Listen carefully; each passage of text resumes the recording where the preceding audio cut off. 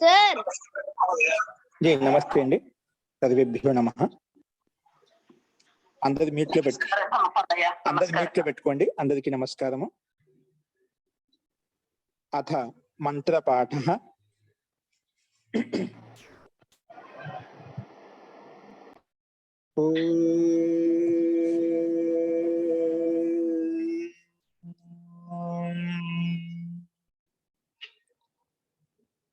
सहनाववतु सहनौ भुनक्तु सह वीर्यं करवावहै तेजस्विनावधीतमस्तु मा विद्विषावहै।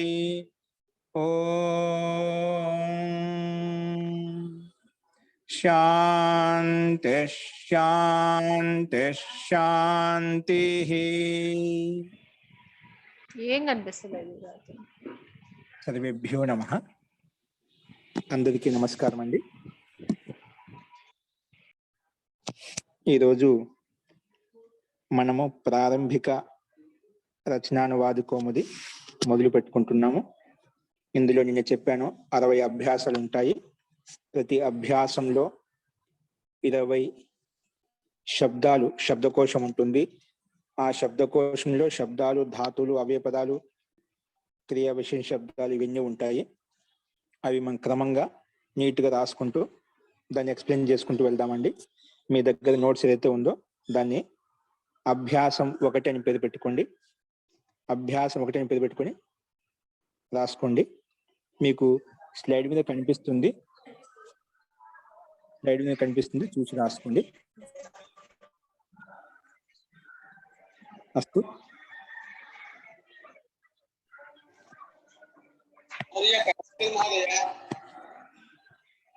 మీరు చెప్తూ రాసుకోండి. దీంట్లో మనకు రాదండి, ఇబ్బంది లేదు. నేను చెప్తూ ఉంటాను, ఓకేనా? ఇది గూగుల్ మీట్ లో అది మనకు ఆప్షన్ ఇవ్వలేదండి. ఇక్కడ జూమ్ లింక్ లో వస్తూ ఉంటుంది, ఓకేనా? జూమ్ లింక్ కూడా మీకు పంపించినట్టున్నాను. జూమ్ లింక్ లో ఒకవేళ మీకు అనుకూలంగా జూమ్ లింక్ లో యాడ్ అవ్వచ్చు, ఇబ్బంది అక్కడ నీకు అదే నోట్సే, ఓకేనా? రాసుకోండి, నీట్గా రాసుకోండి. అభ్యాసం 1 అని రాసుకోండి. అభ్యాసం 1 రాసుకోండి. ముందుగా సర్వనామ శబ్దాలు హెడ్డింగ్ పెట్టుకోండి. అభ్యాసం 1 మెయిన్ హెడ్డింగ్ పెట్టిన తర్వాత పక్కన సైడ్ హెడ్డింగ్ మనం చెప్పు సర్వనామ శబ్దాలు, సర్వనామ శబ్దాలు హెడ్డింగ్ పెట్టుకోండి. హెడ్డింగ్ పెట్టిన తర్వాత ఇప్పుడు రాసుకోండి 1. అందులో సహ దంత సకారం, సరస్వతిలో ఉండే సకారం రాసుకోవాలి. తెలుగులో రాయొద్దు, సంస్కృతంలో రాయండి. అది సహ సా పెట్టి పక్కన 2 చుక్కలు విసర్గం పెట్టుకుంటాం. సహ అంటే అతడు అని అర్థం. సహ అంటే ఏమిటి? అతడు అని అర్థము. ఇక మీకు జూమ్ లింక్ లో చూసేవారు కనిపిస్తుంది. మీకు వాట్సాప్ లో పెట్టామండి. ప్రారంభిక రచనానువాద కౌముది ఉంది కదా, ఇక్కడ గూగుల్ మీట్ లో ఎవరైతే ఉన్నారో వారు మీ దగ్గర వాట్సాప్ లో పంపించాం. ఈ పుస్తకం పెట్టాం, అక్కడ చూసుకోండి. మీరు ఇక్కడ గూగుల్ మీట్ లో ఉంటూ కూడా వాట్సాప్ ఓపెన్ చేసుకొని చూసుకోవచ్చు, ఇబ్బంది లేదు. మీ గ్రూప్ లో ఉపయోగించుకోండి. అస్తు. సహా అంటే అతడు, ఓకే? హిందీ నేర్చుకోవాలనుకునే పక్కన హిందీ పదం కూడా ఉందండి, వహ అని చెప్పి. మనం ఏ విధంగా తెలుగులో అతడు అంటామో దాన్ని హిందీలో వహ అని శబ్దం చెప్తాం. కాబట్టి హిందీ కూడా నేర్చుకోవాలనుకునే వాళ్ళు అక్కడ హిందీ పదం కూడా ఉంది, అది కూడా రాసుకుంటూ ఉండండి, ఇబ్బంది లేదు.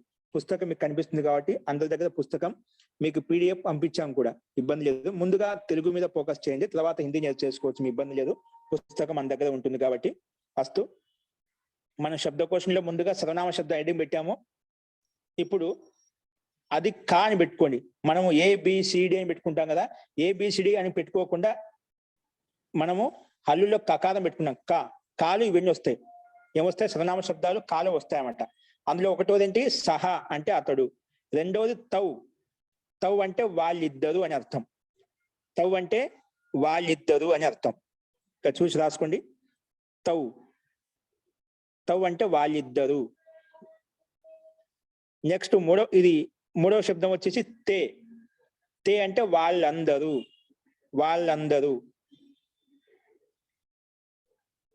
నెక్స్ట్ కహ శబ్దం. కా తన పక్కన 2 విసర్గాలు, సుక్కలు. కహ అంటే ఎవరు అని అర్థం. కహ అంటే ఎవరు అని అర్థం వస్తుంది. ఈ 4 శబ్దాలు చెప్పుకున్నాం, సర్వనామ శబ్దాలు 4 చెప్పుకున్నాం.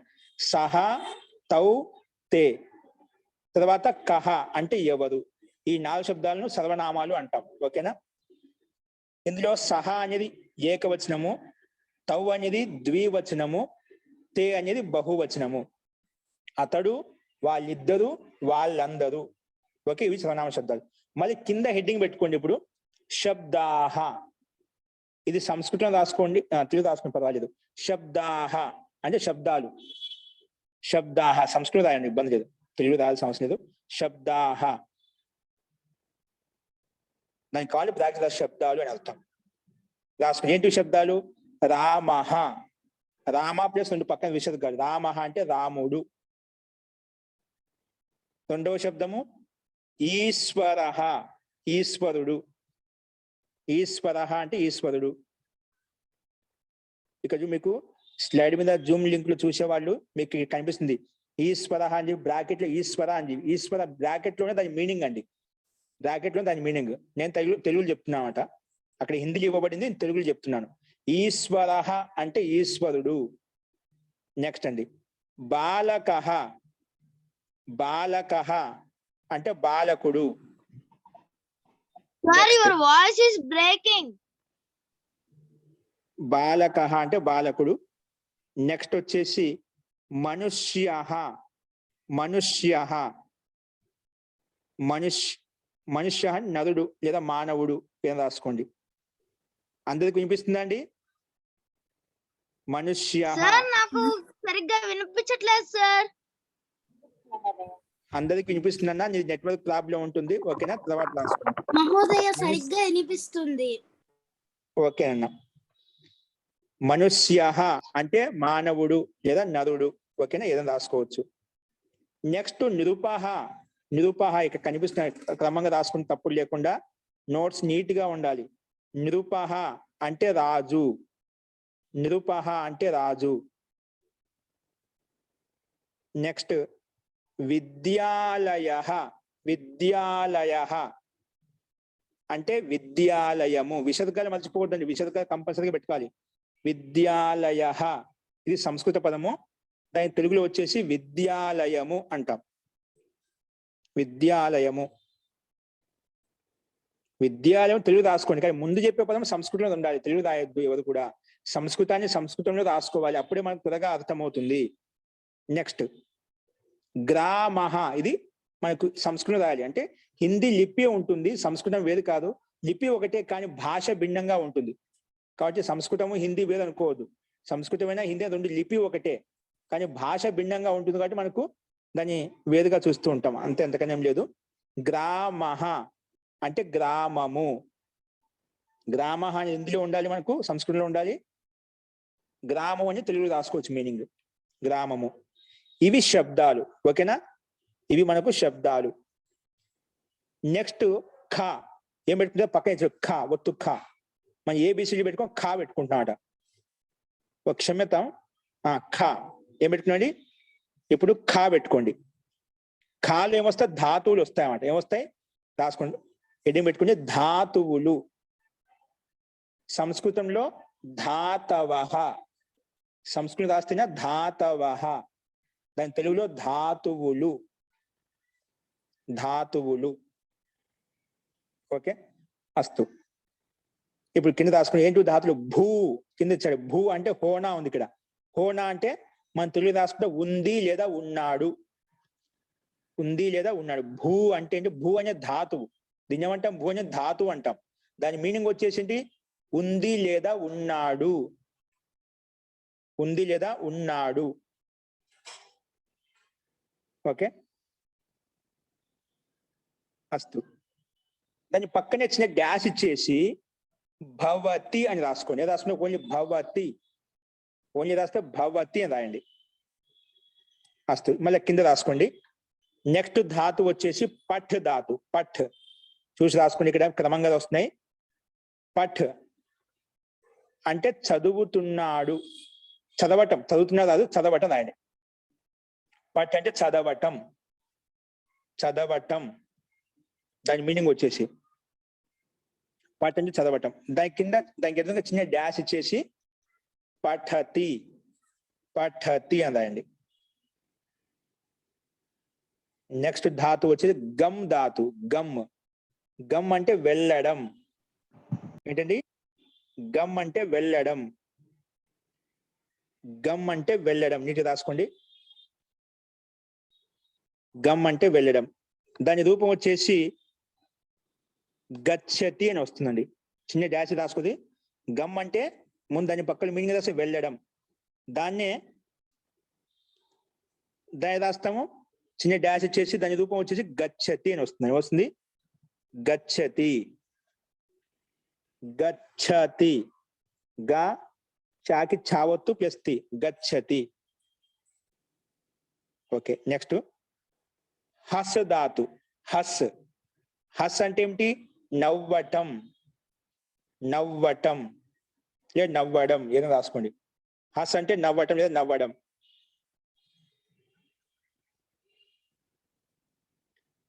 చిన్న డాష్ దాని పక్కన రాసుకునే రూపం వచ్చి ఇట్లా వస్తుంది. రూపం దీనికి హసతి ఏమొస్తుందండి? హసతి అని వస్తుంది అన్నమాట. హసతి అని వస్తుంది. ఇవి ధాతులు కంప్లీట్ అయిపోయాయండి.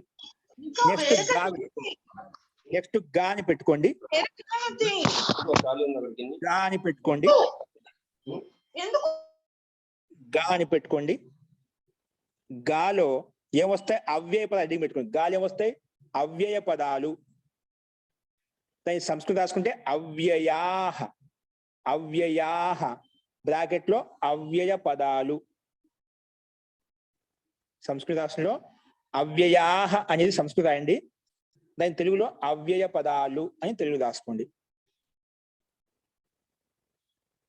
అవ్యయ పదాలు రాసుకోండి. కింద రాసుకుని అవ్యయాలు ఏంటివి? అత్ర. అత్ర అంటే ఇక్కడ. అత్ర అంటే ఏమిటి? ఇక్కడ అని అర్థం వస్తుంది. అత్ర అంటే ఇక్కడ. నెక్స్ట్ తత్ర. అక్కడ. తత్ర అంటే ఏమిటి? అక్కడ. తత్ర అంటే అక్కడ. నెక్స్ట్ వచ్చేసి యత్ర. యత్ర. యత్ర. యత్ర. యత్ర అంటే దాని మీనింగ్ వచ్చేసి ఎక్కడో. ఎక్కడో కామా ఎక్కడైతే. రెండు వస్తాయండి. ఏదైనా తీసుకోవాలి, సందర్భాన్ని బట్టి తీసుకోవాలి. ఎక్కడో లేదా ఎక్కడైతే. ఎక్కడైతే. యత్ర అంటే ఎక్కడో లేదా ఎక్కడైతే. ఓకే, దీనికి రెండు అర్థాలు చెప్పాను. నెక్స్ట్ వచ్చేసి కుత్ర. కుత్ర. కుత్ర అంటే ఎక్కడ. ఇది ప్రశ్నవాచకంలో ఉంటుంది కాబట్టి ప్రశ్నవాచకం గుర్తు పెట్టుకోండి. ఈ శబ్దం ఎల్లప్పుడు ప్రశ్నవాచకంలో ఉంటుందన్నమాట. ఏదైనా అడిగేటప్పుడు కుత్ర గచ్చతి, కుత్ర పఠతి, కుత్ర లిఖతి అలాగా ప్రశ్నించేటప్పుడు అడిగేటప్పుడు ఈ కుత్ర శబ్దాన్ని ఉపయోగిస్తాం. కుత్ర అంటే ఎక్కడ. కుత్ర అంటే ఏమిటి? ఎక్కడ. ఓకే, ఇప్పుడు దొండికి చూడు. ఎత్ర అంటే ఎక్కడో లేదా ఎక్కడైతే అని చెప్పాను. ఇక్కడ ఏం చెప్పాను? కుత్ర అంటే కేవలం ఎక్కడ అని చెప్పాను. రెండింటికి తేడా గమనించండి. నెక్స్ట్ వచ్చేసి కిమ్. ఏంటండి? కిమ్. కిమ్ అంటే ఏమి. కిమ్ అంటే ఏమిటి? ఏమి అని అర్థం. కిమ్ అంటే ఏమి. ఓకే, ఇవి మనకు శబ్దకోశం అంటాం. దీన్ని ఏమంటామండి? శబ్దకోశం అంటాం. అంటే 20 శబ్దాలు చెప్పుకున్నాం. శబ్దకోశంలోని ఈ కోశం చెప్పుకున్నాం, 20 శబ్దాలు చెప్పుకున్నాం. 20 శబ్దాల్లో మనకు మూడేమో ఒక 4 సర్వనామ శబ్దాలు చెప్పుకున్నాము, కొన్ని ఓన్లీ శబ్దాలు చెప్పుకున్నాము, ఒక 4 ధాతువులు చెప్పుకున్నాము, కొన్ని అవయవ పదాలు చెప్పుకున్నాం అంట. అట్లా మొత్తం కలిపి ఎన్ని అయినాయి? మొత్తం కలిపితే 20 శబ్దాలు అయినాయి చూడండి. అన్ని కలిపి 20 దాంట్లో సర్వనామ శబ్దాలు ఉన్నాయి, ఓన్లీ శబ్దాలు ఉన్నాయి, ధాతువులు కూడా ఉన్నాయి, అవ్యయ పదాలు కూడా ఉన్నాయి. అవ్యయ పదాలు కూడా ఉన్నాయి. దీనిలో ఏదో బాగానే యాడ్ చేశారండి. మీకు గూగుల్ మీట్ లో కూడా వస్తుంది చూడండి, గమనించండి. గూగుల్ మీట్ లో షేర్ చేశారు. కొంచెం స్క్రీన్ పెద్ద చేసుకుంటే మీకు కనిపిస్తుంది. గూగుల్ మీట్ వాళ్ళు కూడా గమనించవచ్చు. సంతోషం అండి. ఎవరో బాగానే పంపించారు దీన్ని. అస్తు. ఇప్పుడు గూగుల్ మీట్ లో చూసుకోండి, మీకు ఇబ్బంది లేకుండా వాది కూడా కనిపిస్తుందండి.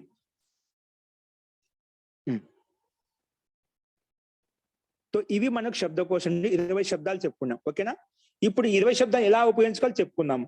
అంతకంటే ముందు ఒక సూచన రాసుకోండి. కింద సూచన ఉంది కదా, సూచన ఏంటో కొన్ని చెప్తున్నా, సూచన రాసుకోండి. నేను చెప్పే తెలుగులో రాసుకోండి. ఇప్పుడు సూచన తెలుగులో రాసుకోండి. సూచన హెడ్డింగ్ పెట్టుకొని రాసుకోండి. శబ్దకోశాన్ని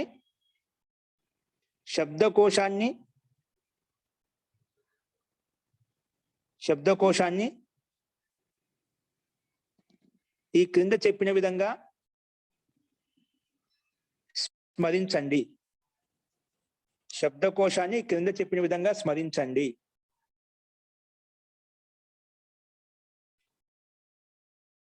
ఎందుకంటే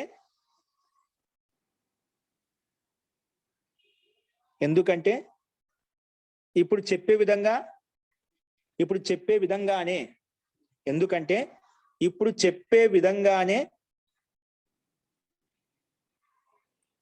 విధంగానే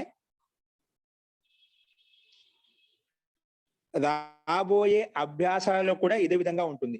ఇప్పుడు చెప్పిన విధంగానే రాబోయే అభ్యాసాలలో కూడా ఉంటుంది, లేదా చెప్పుకోబోయే అభ్యాసాలలో కూడా ఉంటుంది. ఇప్పుడు చెప్పిన విధంగానే రాబోయే అభ్యాసాలలో కూడా ఇదే విధంగా ఉంటుంది. ఓకే, ఇప్పుడు రాసుకో. ఏంటి అవి?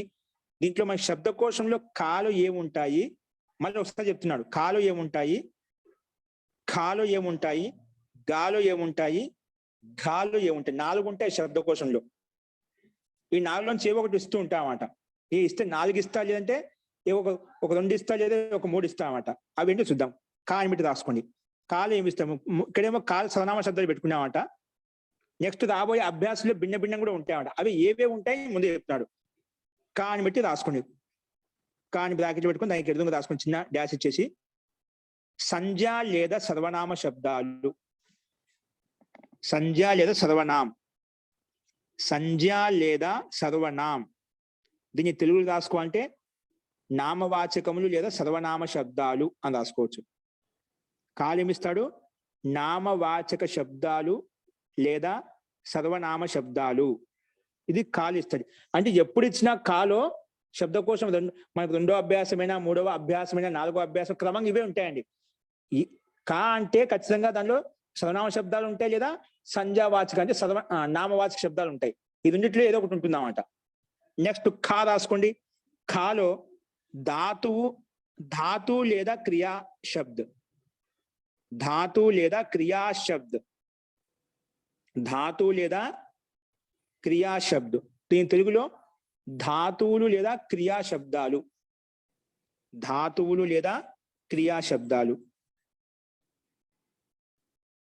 నెక్స్ట్ గాలి ఏమిస్తాడు? గాలో అంటే ఎప్పటికీ 30 అభ్యాసాలు ఇదే క్రమం ఉంటుందండి. 30 అభ్యాసంలో శబ్దకోశం ఈ 4 ఉంటాయన్నమాట. ఒక్కోసారి 4 ఇవ్వచ్చు, ఒకసారి 3 ఇవ్వచ్చు, ఒకసారి 2 ఇవ్వచ్చు, ఏదైనా ఉండొచ్చు అనమాట. అని ఒకవేళ 4 ఇచ్చామనుకోండి, ఖ ఖ గ ఘ అని చూపిస్తామట. ఇవ్వలేదు అనుకోండి, అక్కడ అవి లేవని అర్థం. ఒకవేళ మనకు ఓన్లీ కా ఇచ్చాడు, ఖా ఇవ్వలేదు, లేదా గా ఇచ్చాడు, ఘా ఇవ్వలేదు అంటే అవి లేవని అర్థం. ఏదో 2 ఇచ్చాడు, లేదా 1 ఇచ్చాడు అర్థం చేసుకోవాలి. ముందు అభ్యాసంలో ఇదే విధంగా అర్థం చేసుకోండి. ఓకే, నెక్స్ట్ గా రాసుకోండి. గాలి ఏమిస్తా అంటే, ఇక్కడ గాలి ఏమి రాసుకున్నాం మనము? గాలో అవ్యయపదాలు రాసుకున్నాయి. ఇక్కడ పైన చెప్పిన విధంగా ఏం రాసుకున్నామండి? గాలో అవ్యయపదాలు రాసుకున్నాం ఇప్పుడు మనం. ఓకే, రాసుకోండి. అవ్యయ లేదా క్రియా విశేషణం. అవ్యయ లేదా క్రియా విశేషణం. అవ్యయ లేదా క్రియా విశేషణం. అవ్యయ లేదా క్రియా విశేషణం.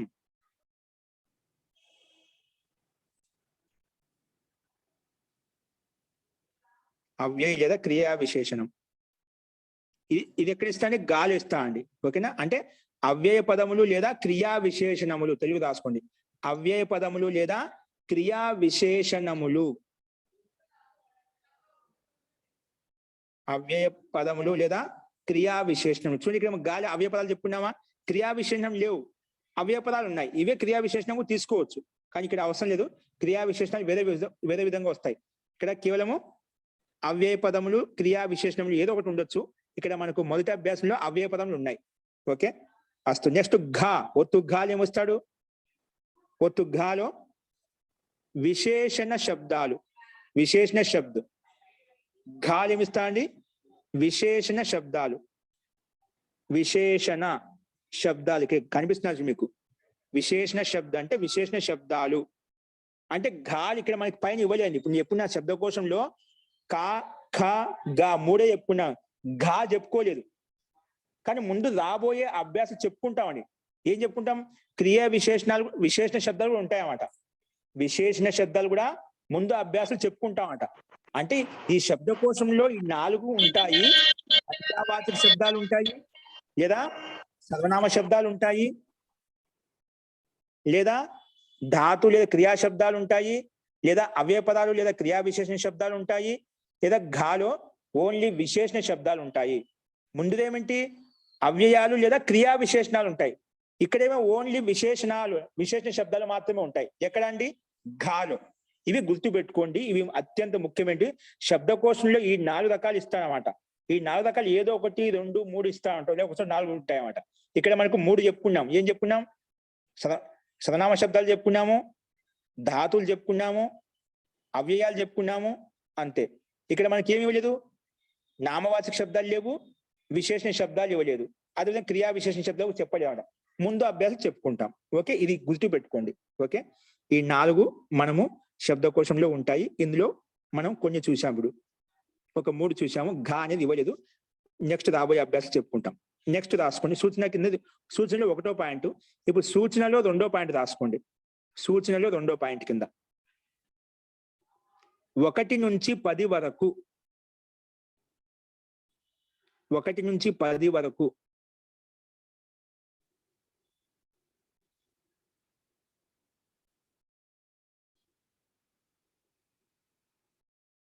ఒకటి నుంచి 10 వరకు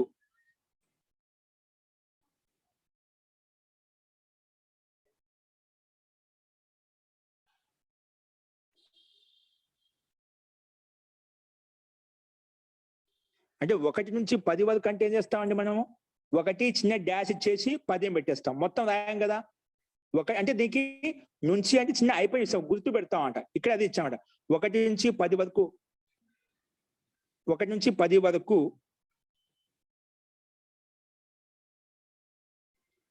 సంఖ్యలను అర్థం చేసుకోవడానికి, 1 నుంచి 10 వరకు సంఖ్యలను అర్థం చేసుకోవడానికి మధ్యలో చిన్న డాష్ చిన్న గుర్తును గుర్తిస్తాము. డాష్ పెట్టేసి అది కొటేషన్ పెట్టుకోండి. డాష్ ని పెట్టి కొటేషన్ పెట్టుకొని డాష్ అనే గుర్తును గుర్తిస్తాము. అంటే సంఖ్యలు 1 నుంచి, నుంచి అని చెప్తున్నా తెలుగులో.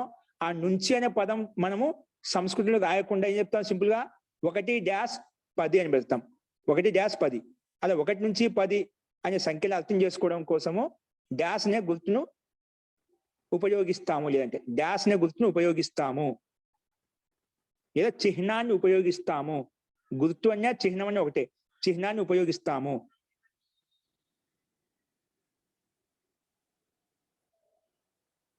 అలాగే ఇక్కడ కూడా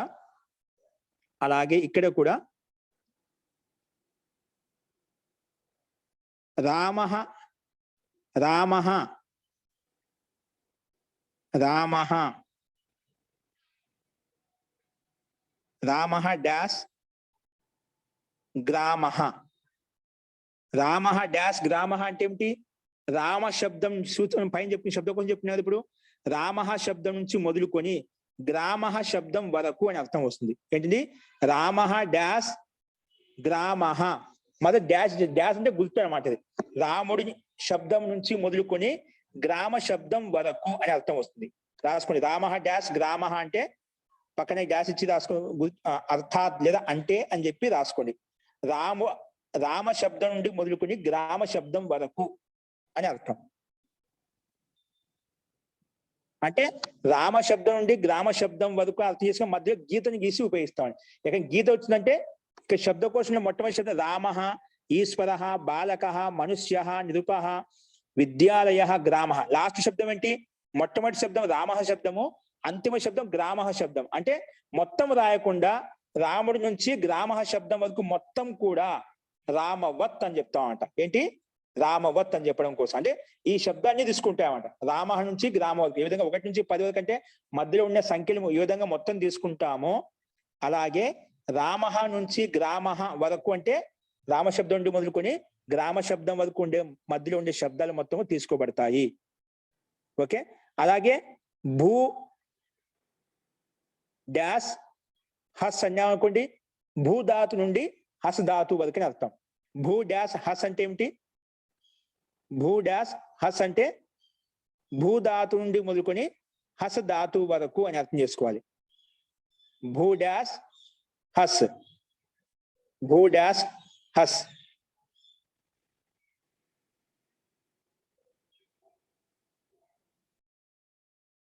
ఇది ఈక్వల్ టు ఏమవుతుంది అంటే భూధాతు నుండి మొదలుకొని హస్ ధాతు వరకు అని అర్థం వస్తుంది. ఓకేనా? ఇవన్నీ ఎలా నడుస్తాయి అని తెలుసుకోవడం కోసము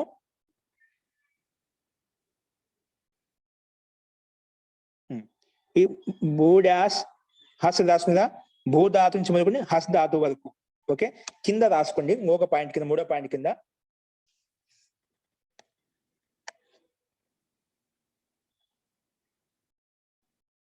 ఈ శబ్దాలు లేదా ధాతువులు, ఈ శబ్దాలు లేదా ధాతువులు, ఈ శబ్దాలు లేదా ధాతులు ఏ శబ్దానికి సమానంగా నడుస్తాయో, ఏ శబ్దానికి లేదా ధాతువునకు సమానంగా నడుస్తాయో రాసుకోండి. ఈ శబ్దాలు లేదా ధాతువులు, ఈ శబ్దాలు లేదా ధాతులు ఏ శబ్దానికి సమానంగా నడుస్తాయో, ఈ శబ్దాలు లేదా ధాతులు ఏ శబ్దానికి లేదా ధాతునకు, రెండు రాయండి. ఈ శబ్దాలు లేదా ధాతువులు ఏ శబ్దానికి లేదా ధాతువునకు సమానంగా నడుస్తాయో వాటిని అర్థం చేసుకోవడం కోసం,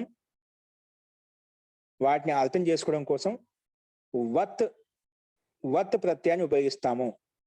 వాటిని అర్థం చేసుకోవడం కోసం వత్ పొజిషన్ పెట్టుకుని వత్ను ఉపయోగిస్తాము.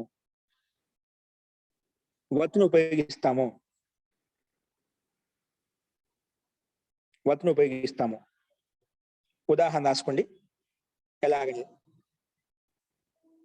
ఎలాగంటే రామ డాష్ గ్రామ ఇజ్ ఈక్వల్ టు రామవత్. ఇక్కడ వత్ వచ్చిందా అంటే వత్ అంటే సమానంగానే అర్థం. రామ డాష్ గ్రామ ఇజ్ ఈక్వల్ టు ఏమొస్తుంది? రామవత్ అంటే రామ శబ్దానికి సమానంగా అని అర్థం. రాసుకుంటారు. వత్ అంటే ఏంటి? సమానంగా. అంటే రామ శబ్దానికి సమానంగా నడుస్తాయి. ఈ శబ్ద రూపాలన్నీ ఎక్కడ వస్తాయి? రామ శబ్దానికి సమానంగా నడుస్తాయి. అంటే రామ శబ్దం నేర్చుకుంటే మిగిలిన శబ్దాలను కూడా దానికి సమానంగానే రాసేయచ్చు మనం. అందుకే రామ డాష్ గ్రామ ఇజ్ ఈక్వల్ టు రామవత్. దాని తెలుగులో మీకు అర్థం చేసుకో, రామ శబ్దానికి సమానంగా నడుస్తాయి. కింద భూ డాష్ హస్ భూ డాష్ హస్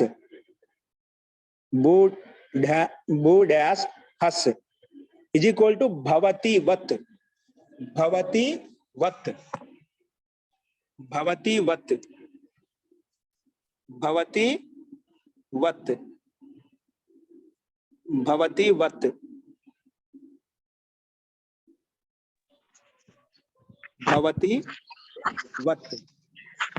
అంటే భూధాతుకి సమానంగా నడుస్తాయి. అంటే భవతి వత్ అంటే భూధాతుకి సమానంగా నడుస్తాయి. భూధాతులకు సమానంగా నడుస్తాయి. అక్కడేం చెప్పాము? రామ శబ్దానికి సమానంగా నడుస్తాయి అని చెప్పాం. ఇక్కడేమంటున్నాం? భవతి వత్ అంటే భూధాతునకు సమానంగా నడుస్తాయి. ఓకేనా? రామవత్ అంటే రామ శబ్దానికి సమానంగా నడుస్తాయి. భూ డాష్ హస్ అంటే ఇజ్ ఈక్వల్ టు భవతి వత్ అంటే భవతి భూధాతునకు సమానంగా నడుస్తాయి. అంటే భూధాతుకు రూపాలు ఏ విధంగా చెప్పుకుంటామో దానికి సమానంగానే పట్టుధాతు, గముధాతు, హసధాతు కూడా అదే విధంగా నడుస్తాయి అన్నమాట. అంటే భూధాతు నేర్చుకుంటే గమ్ వచ్చేస్తుంది, పట్టుధాతు వచ్చేస్తుంది, హసధాతు కూడా నేర్చేసుకున్నట్టే అనమాట. అంటే దానికి సమానంగా ఇవి కూడా ఉంటాయి అన్నమాట. ఓకే, అదే అర్థం చేసుకోవాలి. నెక్స్ట్ రాసుకోండి. వ్యాకరణం. మీకు కనిపిస్తున్న హెడ్డింగ్ కనిపిస్తుందా? వ్యాకరణం హెడ్డింగ్ పెట్టుకోండి. వ్యాకరణం ఇక్కడ పైన మకారం పొల్లు పెట్టుకోండి. ఇక్కడ లేదు మనకు. వ్యాకరణం మకారం పొల్లు పెట్టండి. అప్పుడు బ్రాకెట్ లో లట్ కామ పరస్మై పద్. వ్యాకరణం అని పెట్టేసి లట్ కామ పరస్మై పద్. లట్ కామ పరస్మై పద్. లట్ కామ పరస్మై పద్. లట్ కామ పరస్మై పద్. ఇప్పుడు కింద రాసుకోండి. దీంట్లో ఒకటో పాయింట్ కింద రాసుకోండి. రామశబ్దానికి సమానంగా అని చెప్పాం కదా, ఆ రామశబ్దం యొక్క రూపం ఎలా నడుస్తుంది కింద రాసుకోండి. రామశబ్దకే రామశబ్దాన్ని పెట్టి రామ శబ్దాన్ని పెట్టి కింద రాసుకోండి. ప్రథమా విభక్తి ఏకవచనం. అలాగే ప్రథమ విభక్తి కామ ఏకవచనం. దానికి ఎందుకు రాసుకోండి. రామః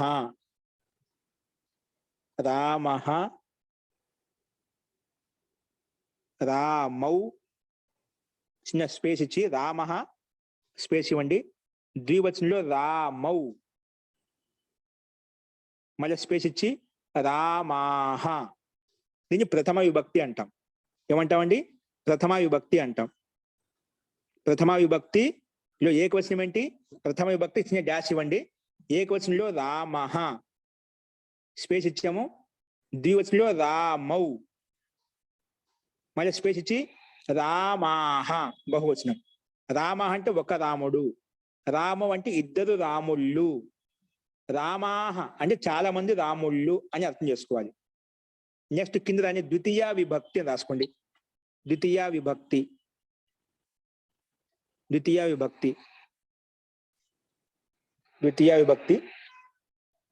కృపయా అందరు మ్యూట్లో పెట్టుకోండి, గూగుల్ మీట్ లో ఉండేవాళ్ళు.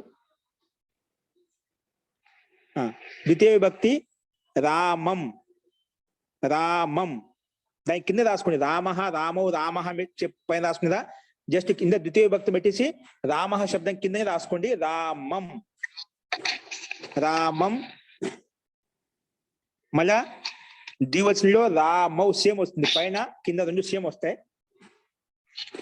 పైన కింద సేమ్ వచ్చేస్తాయి.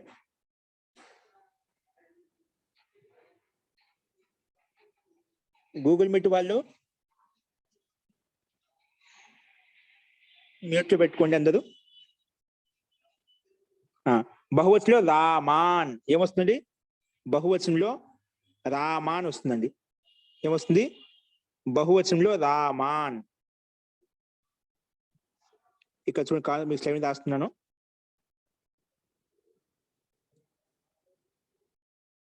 ఇక్కడ చూడండి, రామః ఇది ఏకవచనం ఇలా వస్తుంది. నేను పక్కన కింద స్లైడ్ చదివిపోగా మీకు కింద రాస్తున్నా, మీరు పక్క రాసుకోండి నోట్స్ దా. రామౌ ఓకేనా. మళ్ళీ బహువచనంలో రామాన్ ఇలా వస్తుంది అన్నమాట. పైన రాసుకున్నాండి రామాన్ అని రాసుకోవాలి. ఓకేనా. రామః, రామౌ, రామాన్ పైన రాసి చూడండి అలా.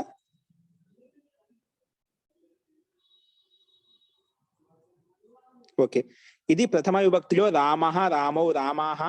ద్వితీయ విభక్తిలో రామం, రామౌ, రామాన్. ఇప్పుడు కింద రాసుకోండి రెండో పాయింట్ కింద. ఇప్పుడు మనం రామ శబ్దానికి రూపాయలు ఎలా నడుస్తా చూసాం. ప్రథమ విభక్తి ఇలా ఉంటుంది, ద్వితీయ విభక్తి ఇలా ఉంటుంది. నెక్స్ట్ రెండో పాయింట్ కింద రాసుకోండి. రెండో పాయింట్ కింద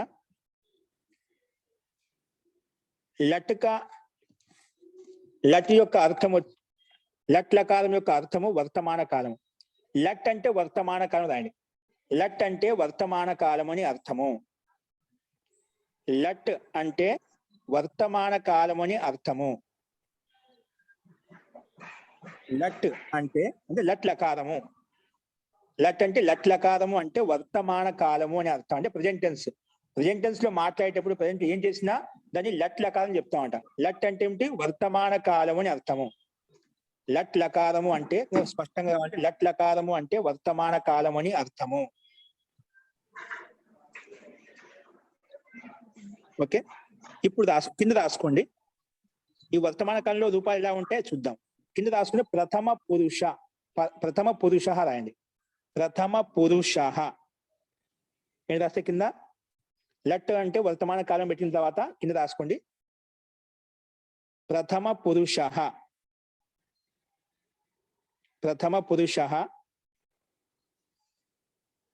ప్రథమ పురుష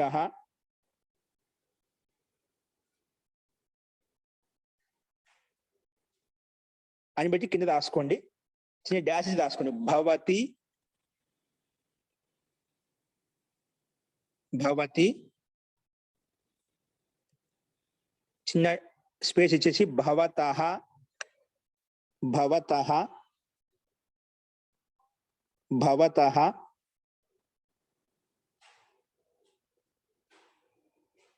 చూడండి రాసుకున్నాను భవతి. ఓకేనా?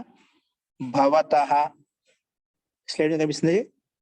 భవతః మళ్ళా బహువచనంలో భవంతి, భవంతి, భవంతి. ఓకేనా? భవంతి ఇలా అర్థం చేసుకోండి. ఓకే, భవతి, భవతః, భవంతి. ఓకే, ఒకటి చెప్పాను, మిగతా అన్ని రాసుకోవాలి, తర్వాత చెప్తాం మీకు. భవతి, భవతః, భవంతి. ఇది ప్రథమ పురుషం. అంటే ఏమంటామంటే భవతి ఏకవచనము, భవతః ద్వివచనము, భవంతి బహువచనం. ఇద్దరు కంటే ఎక్కువ అంటే బహువచనం చెప్తామంట. ప్రథమ పురుషం అంటే ఏమిటి? ప్రథమ పురుషం అంటే దూరంగా ఉండే వాళ్ళు మాట్లాడేటప్పుడు, దూరంగా ఉండే వాళ్ళకి చెప్పేటప్పుడు ఈ ప్రథమ పురుషాన్ని ఉపయోగిస్తాం. ఓకేనా? దూరంగా ఉండే వాళ్ళతో మాట్లాడేటప్పుడు, దూరంగా ఉండే వాళ్ళకి చెప్పేటప్పుడు ఈ పురుషాన్ని ఉపయోగిస్తాము. ఓకే, అది గమనించండి చాలు.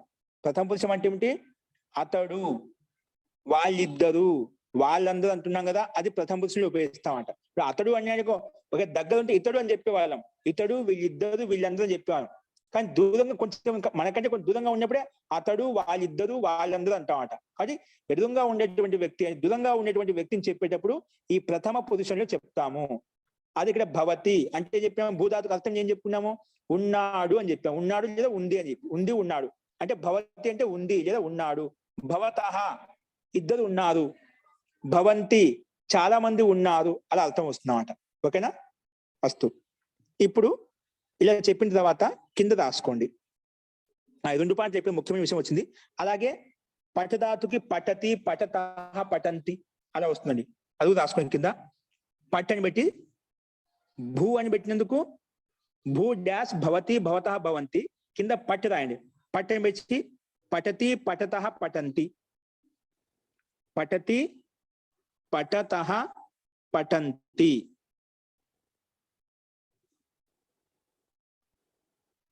పఠతి, పఠతః, పఠంతి.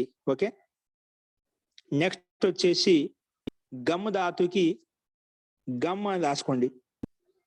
గమ్కి ఎలా రాసుకున్నారు? గచ్చతి, గచ్చతః, గచ్చంతి. గచ్చతి, ఇట్లా వస్తుందండి. ఏమని చూడండి, గచ్చతి, గచ్చతః, గచ్చంతి. కనిపిస్తుందా? అలా రాస్తామండి. గచ్చతి వెళుతున్నాడు, గచ్చతః ఇద్దరు వెళ్తున్నారు, గచ్చంతి చాలా మంది వెళ్తున్నారు. ఓకేనా? ఇది ఏకవచనము, ద్వివచనము, బహువచనం ఇలా ఉంటాయి. గచ్చతి, గచ్చతః, గచ్చంతి. అలాగే హసధాతు కూడా ఏమొస్తుంది? సేమ్ ఇదే విధంగా. హసతి, హసతః, హసంతి. హస అంటే నవ్వడం అని చెప్పంటే నవ్వుతున్నాడు, హసతః అంటే ఇద్దరు నవ్వుతున్నారు, హసంతి చాలా మంది నవ్వుతున్నారు, అలా వస్తుంది. ఓకే, నెక్స్ట్ చూడండి.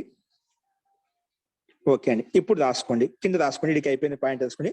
ఇప్పుడు నియమం 1 రాసుకోండి. నీట్గా రాసుకోండి. నియమం 1. నియమం 1.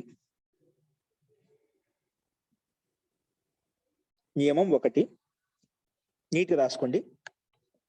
ఇది తెలుగు రాసుకోండి.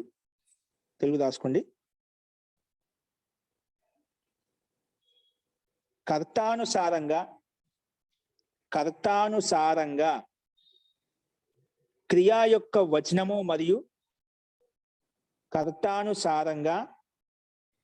క్రియా యొక్క వచనము మరియు పురుషం ఉంటుంది. కర్తానుసారంగా క్రియా యొక్క వచనము మరియు పురుషం ఉంటుంది. అంటే కర్తానుసారంగా అంటే ఏమిటి? కర్తను అనుసరించి క్రియా యొక్క వచనం కానీ, వచనం ఏకవచనం, ద్వివచనం, బహువచనం, లేదా పురుషం అంటే ప్రథమ పురుషం, అలాగా కర్తానుసారంగా క్రియా యొక్క వచనము మరియు పురుషం ఉంటుంది. ఉదాహరణకు ఎగ్జాంపుల్ రాసుకోండి. ఎగ్జాంపుల్ సహ పఠతి.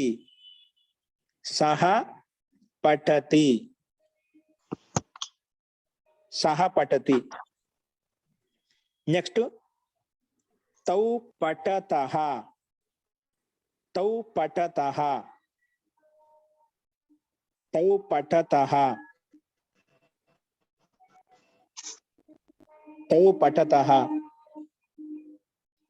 నెక్స్ట్ వచ్చేసి తే పఠంతి.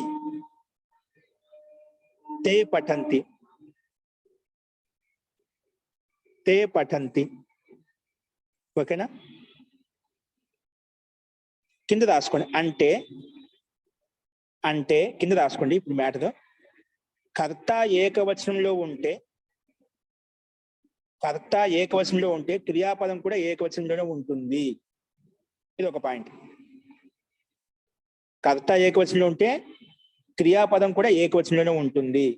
మళ్ళీ కింద రాసుకోండి. కర్త ద్వివచనంలో ఉంటే క్రియాపదం కూడా ద్వివచనంలోనే ఉంటుంది. కర్త ద్వివచనంలో ఉంటే క్రియాపదం కూడా ద్వివచనంలోనే ఉంటుంది. కర్త మూడో పాయింట్ కింద, అంటే దాంట్లోనే కర్త ఏకవచనంలో ఉంటే క్రియాపదం ఏకవచనంలో ఉంటుంది. కర్త ద్వివచనంలో ఉంటే క్రియాపదం కూడా ద్వివచనంలోనే ఉంటుంది. కర్త బహువచనంలో ఉంటే క్రియాపదం కూడా బహువచనంలో ఉంటుంది. కర్త బహువచనంలో ఉంటే క్రియాపదం కూడా బహువచనంలోనే ఉంటుంది. ఓకే, అందుకే పైన చెప్పిన ఉదాహరణ సహా ఏకవచనము, పఠతి ఏకవచనము, తౌ ద్వివచనము, పఠతః ద్వివచనము. అంటే తౌ అనేది కర్త, పఠతి క్రియాపదం. కర్త ద్వివచనంలో ఉంది కాబట్టి పఠతః అనేది ద్వివచనంలో ఉంది. తే అనేది బహువచనము, కర్త. తే అంటే వాళ్ళందరూ, కర్త అనమాట. పఠంతి క్రియాపదం. అంటే కర్త బహువచనం, క్రియాపదం బహువచనం వచ్చింది. పఠంతి బహువచనం, పఠతి ఏకవచనము, పఠతః ద్వివచనము, పఠంతి బహువచనం అంట. అలా కర్తని బట్టి క్రియాపదం మారుతూ ఉంటుంది. కర్త మారిందా క్రియాపదం మారిపోతుంది వెంటనే. ఇప్పుడు మనకు తెలుగులో ఒకరైతే అతడు వెళ్తున్నాడు అంటాం. ఇద్దరు నాకుడు అతడు వెళుతున్నారు అన్నాం కదా.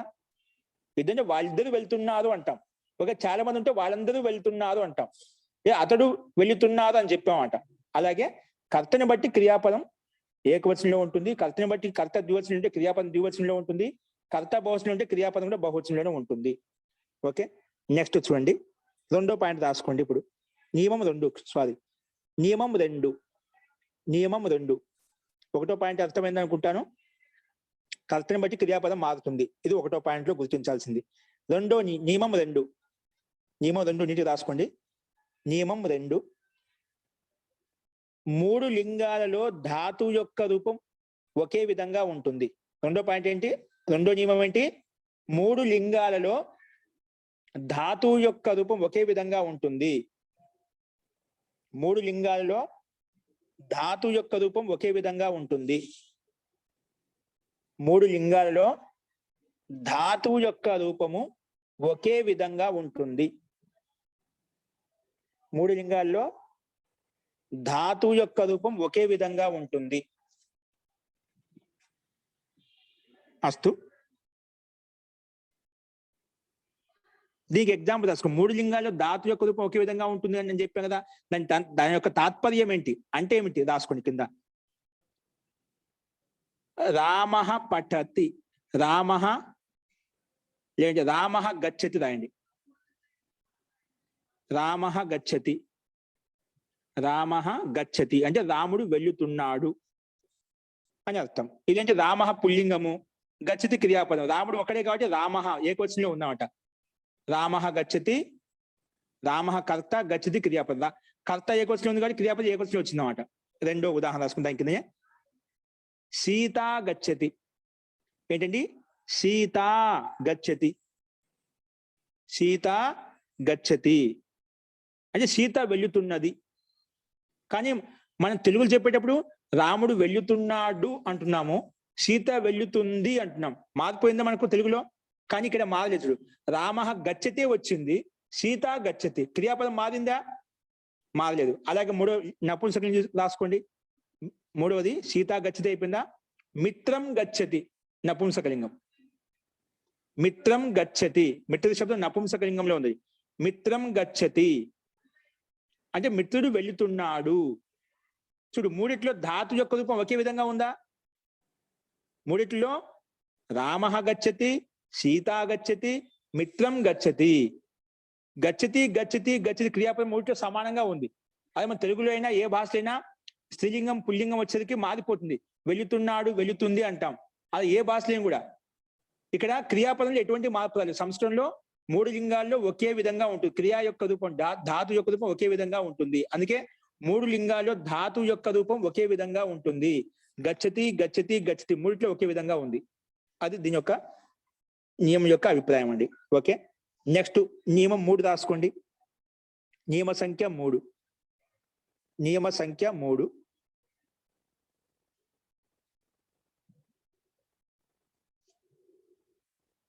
కర్తాలో ప్రథమ విభక్తి వస్తుంది. కర్తాలో ప్రథమ విభక్తి ఉంటుంది. అంటే కర్తాలో ప్రథమ విభక్తి వస్తుంది అని ఉంటుంది. ఒకటి కర్తాలో ప్రథమ విభక్తి వస్తుంది. కర్తాలో ప్రథమ విభక్తి వస్తుంది. కర్తాలో ప్రథమ విభక్తి వస్తుంది. కర్మలో దాంట్లోనే కర్తాలో ప్రథమ విభక్తి వస్తుంది, కర్మలో ద్వితీయ విభక్తి వస్తుంది. నియమం 3 ఏంటండి? కర్తాలో ప్రథమ విభక్తి వస్తుంది, కర్మలో ద్వితీయ విభక్తి వస్తుంది. కర్త అంటే గుర్తుపెట్టి ఎప్పుడు ప్రథమ విభక్తే ఉంటుందండి. కర్త అంటే ఏమిటి? ప్రథమ విభక్తి అని అర్థం. ప్రథమ విభక్తి అంటే ఏమిటి? కర్త అని అర్థం. మన కర్తలు శబ్దరూపం ఏం చెప్పుకున్నాము? రామ, రామౌ, రామా. ఇది కర్త. కర్త అంటే ప్రథమ విభక్తి, ప్రథమ విభక్తి అంటే కర్త. రెండు అవినాభావ సంబంధం. మీకు ఎప్పుడైనా కర్త అంటున్నామంటే ఖచ్చితంగా ప్రథమ విభక్తి అయి ఉంటుంది. ప్రథమ విభక్తి ఏకవచనం కావచ్చు, ద్వివచనం కావచ్చు, బహువచనం కావచ్చు. అదేవిధంగా కర్మ అన్నామనుకోండి ద్వితీయ విభక్తి. కర్మ అంటే ఏమిటి? ద్వితీయ విభక్తిలో ఉంటుంది. కర్మ అంటున్నామంటే ఖచ్చితంగా రూపం ఎలా ఉంటుంది? ద్వితీయ విభక్తిలో ఉంటుంది. అంటే ఏమని చెప్పుకున్నాం పైన? ద్వితీయ విభక్తిలో రామం, రామౌ, రామాన్. దీన్ని ద్వితీయ విభక్తి అంటాం. ఏమిటాం? ద్వితీయ విభక్తి అంటాం. ద్వితీయ విభక్తి రామం, రామౌ, రామాన్. దీని యొక్క అర్థం ఎలా వస్తుంది? రాముణ్ణి. ఏమంటామండి? రాముణ్ణి. రామౌ అంటే ఇద్దరు రాములను, రామాన్ అంటే చాలా మంది రాములను అంటామంట. ఓకేనా? డుమువులు ప్రథమ విభక్తి మనం నేర్చుకున్నామా? తెలుగులో నేర్చుకునేటప్పుడు డుమువులు ప్రథమ విభక్తి. నీ, నుల, గూర్చి, గురించి ద్వితీయ విభక్తి నేర్చుకున్నాం. అవి ఇక్కడ వర్తిస్తాయండి. ప్రథమ విభక్తి అంటే లు వస్తున్నాడు అంటే రాముడు, ఇద్దరు రాముళ్ళు, చాలా మంది రాముళ్ళు అని చెప్పి. కర్త అంటే ప్రథమ విభక్తిలో. ద్వితీయ విభక్తి అంటే ఏమిటి? కర్మ. ద్వితీయ విభక్తి అంటే కర్మ. కర్మ అంటే ద్వితీయ విభక్తి. కర్మ అంటున్నామంటే ఖచ్చితంగా ద్వితీయ విభక్తి ఉంటుంది. ద్వితీయ విభక్తి అంటున్నామంటే కర్మ అయి ఉంటుంది. విభక్తి అన్నా ద్వితీయ విభక్తి అన్నా కర్మ అన్నా రెండు ఒకటే. అది గుర్తుపెట్టుకోండి. కాబట్టి ద్వితీయ విభక్తి రూపం ఎలా ఉంటుంది? రామం, రామౌ, రామాన్ అలాగా ఉంటుంది అన్నమాట. ఓకేనా? అస్తు. దీనికి ఎగ్జాంపుల్ రాసుకోండి. ఎగ్జాంపుల్ రాసుకోండి. ఎగ్జాంపుల్ వచ్చేసి ఈశ్వరః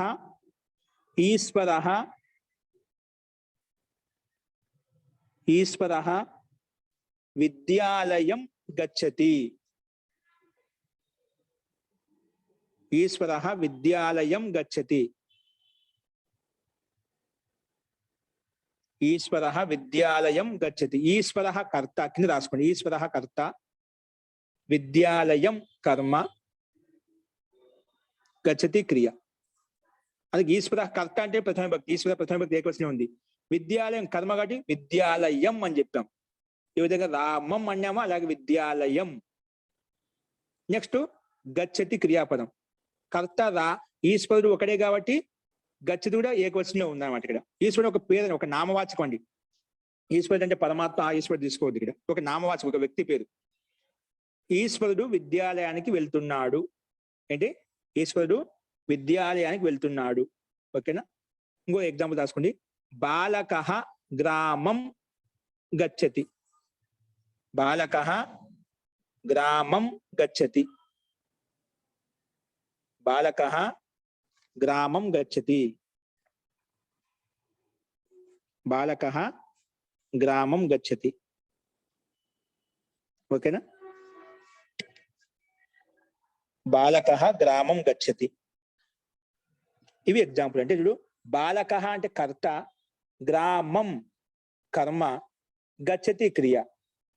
క్రియాపదం ఎల్లప్పుడు కర్తను బట్టి మారుతుందండి. ఇప్పుడు బాలకః ఒకడే కాబట్టి గచ్చతి ఏకొచ్చిన క్రియాపదం ఏకొచ్చి వచ్చింది. కర్తను బట్టి క్రియాపదం మారుతుంది, కర్మ మారదు. బాలక కింద రాసుకొని చిన్న కావాలంటే బాలక అనేది కింద బ్రాకెట్ కర్త, గ్రామం ఇది బ్రాకెట్ కింద కర్మ, గచ్చతి కింద రాసుకొని క్రియ. క్రియాపదం ఎప్పుడు మారుతుందండి? కర్తను బట్టి మారుతుంది. కర్త ద్వివచనం ఉంటే క్రియాపదం ద్వివచనంలోకి వస్తుంది. కర్త బహువచనం అంటే క్రియాపదం బహువచనం ఉంటుంది. ఇప్పుడు చెప్పాను. ఇప్పుడు పైన నియమం చెప్పుకున్నాము సూచనలో. రామ నుండి గ్రామ శబ్దం వరకు రూపాయలు నడుస్తాయి. రామవత్ అని చెప్పి అంటే రామ శబ్దానికి సమానంగా. రామ శబ్దానికి రూపాయలే చెప్పుకున్నాం ప్రథమ భక్తి, ద్వితీయ భక్తిలో. రామ, రామౌ, రామాహ అని చెప్పుకున్నామా? ద్వితీయ భక్తి చెప్పుకున్నాము రామం, రామౌ, రామాన్. ఈ శబ్ద రూపానికి సమానంగానే మనకు పైన చెప్పుకున్నాము. రామ శబ్ద ద్వారా ఈశ్వర ఉంది కదా, ఈశ్వర, ఈశ్వరౌ, ఈశ్వరాహ. ఈ విధంగా రామ, రామౌ, రామాహ అని ఏ విధంగా చెప్పామో అంటే అహ, ఔ, ఆహ అనేది సమానంగా ఉంటుందన్నమాట. అలాగే ఈశ్వరం, ఈశ్వరౌ, ఈశ్వరాన్ అలా కలుపుకోవాలి. అలాగే బాలక శబ్దం కూడా బాలకః, బాలకౌ, బాలకాహ. ఈ విధంగా రామ, రామౌ, రామాహ చెప్పాము. అలాగే బాలకః, బాలకౌ, బాలకాహ.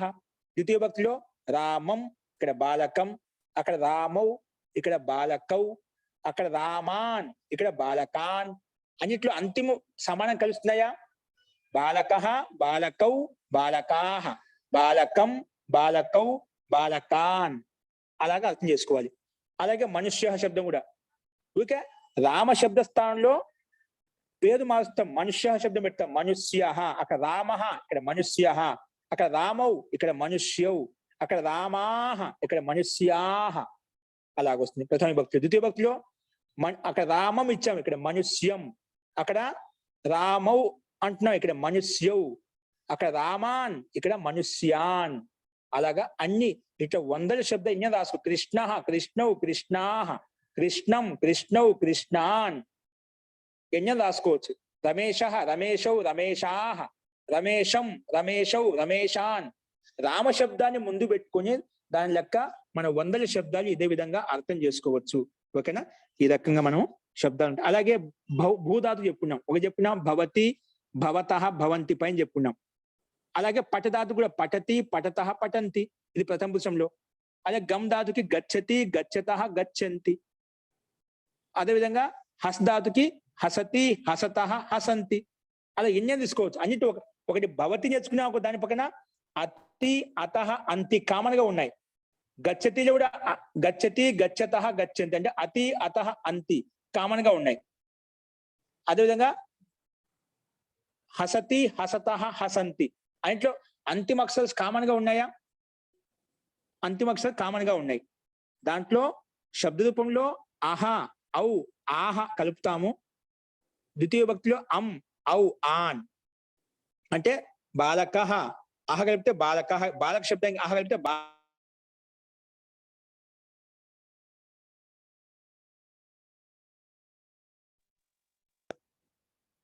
విధంగా అన్ని అర్థం చేసుకోవాలి. ద్వితీయ భక్తిలో అం ఔ ఆన్ కలుపుతాం. అలాగే భూధాతుకి అతి కలిపితే భవతి అయిపోతుంది. భూధాతుకి అతహ కలిపితే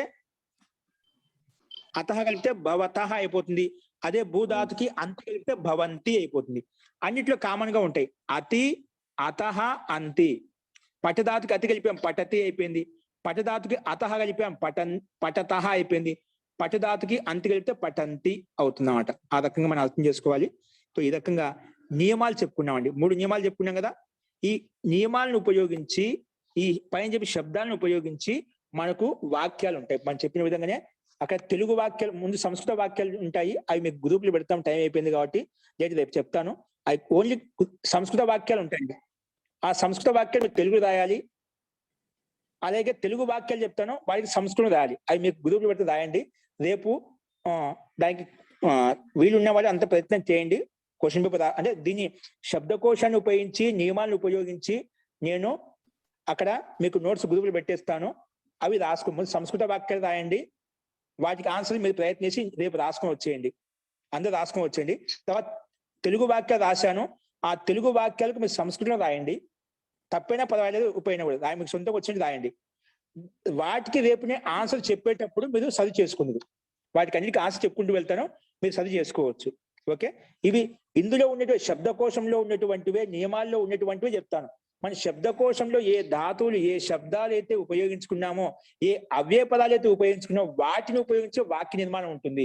20 శబ్దాలను ఉపయోగించి వాక్యాలు ఎలా తయారు చేసుకోవాలి అనేది ఇక్కడ నేను అది క్వశ్చన్ పేపర్ తయారు చేశాను. అంటే దీని ప్రశ్నావళి, అది మీరు గ్రూపులు పెడితే చూసి రాసుకోవచ్చండి. రేపు అయినా పర్వాలేదు, రేపు మీకు రాగానే ఆ క్వశ్చన్ పేపర్ దాని ప్రశ్న చెప్తాను, ఆన్సర్ ప్రశ్న ఆన్సర్ రెండు చెప్తాను కాబట్టి రేపు రాసుకోవచ్చు. అస్తు. ఈ రకంగా శబ్దకోశంలో మొదటి అభ్యాసంలో ఉన్నటువంటి శబ్దాలు, నియమాలు మనం చెప్పుకున్నాము. వీటి యొక్క ఆన్సర్స్ మీ గ్రూపులు, ప్రశ్న పత్రం అనేది గ్రూపులు పెడతాము. వీటి యొక్క నియమాలు, వాక్యాలు ఎలా ఉంటాయి, సంస్కృత వాక్యాలు, తెలుగు వాక్యాలు రాసుకోండి. వాటి యొక్క ఆన్సర్ కూడా మీరు రాసుకొని వచ్చేయండి, ప్రయత్నం చేయండి. రేపు ఆన్సర్ చెప్పేటప్పుడు మీరు చదువు చేసుకుందు, తప్పు చదువు చేసుకుందు, డౌట్ ఉంటే రేపు దానికి సమాధానం చెప్పుకున్నామండి. అస్తు. ఈ రకంగా ఈ అభ్యాసాన్ని మనం ఇక్కడ చెప్పుకున్నామండి. అస్తు.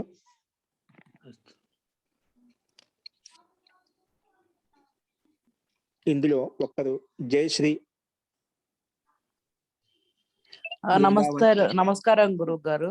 ద్వితీయ విభక్తి ఒకసారి రాసి చూపిస్తారా? ఏంటండి? ద్వితీయ విభక్తి ఒకసారి రాసి చూపిస్తారా? మీరు రామౌ రామాన్ అని అన్నారు కదా, అది రాయడం అర్థం కాలేదు. రామం, రామ శబ్దానికి పక్కన మా పెట్టేసింది, అంతే చాలు. మకరం పొల్లు పెట్టేసింది. ఏంటండి? రామం వస్తుంది ఇక్కడ మనకు. ఇక్కడ చూడండి, ఇక్కడ రాస్తున్నా చూడండి, రామం కనిపిస్తుందండి. రామం. ద్వితీయ భక్తిలో రామౌ, రామాన్. మీకు గ్రూప్ లో రాశాయండి, ఇబ్బంది లేదు, అలా వస్తుంది. ఓకే, అది మీకు గ్రూప్ లో పెడతాండి. మీ దాంట్లో గూగుల్ మీట్ లో లేదు, దీనికి కూడా రాసే విధానం ఉందని ప్రయత్నం చేస్తానండి. ఓకే అండి, మీకు అదే మీకు గ్రూప్ లో పెట్టుకున్నాం కదా, వీటికి నేను రాశా అండి, మీకు రాసి అది గ్రూప్ లో పంపిస్తాను, మీరు చూసి రాసుకుని. మీకు ఏదైనా సందేహం ఉంటే రేపు మీకు రాపిస్తాను. ఓకేనా, ఇబ్బంది లేదండి. ఈ రకంగా ఉంటుందండి. రామం అంటే రాముడిని. ఏంటండి? అది ఓకే, అర్థమైంది కదండి? అర్థమైందండి, ధన్యవాదాలు. ఓకే అండి. సో ఇంకేమైనా సందేహాలు ఉంటే మనం రేపు చూద్దాం. రేపు మళ్ళీ ఇదే టైం రేపు కలుద్దామండి. మంత్రపాఠ ధన్యవాదాలు. అంటే మంత్రపాఠ అయితే చూద్దామండి. మంత్రపాఠ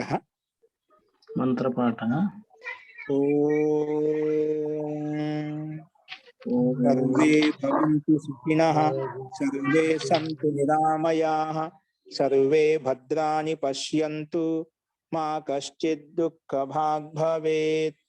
ఓం శాంతి శాంతి శాంతి. సర్వేభ్యో నమః. అందరికీ నమస్కారం అండి. ధన్యవాద మహోదయ. ధన్యవాదాలు మహోదయ.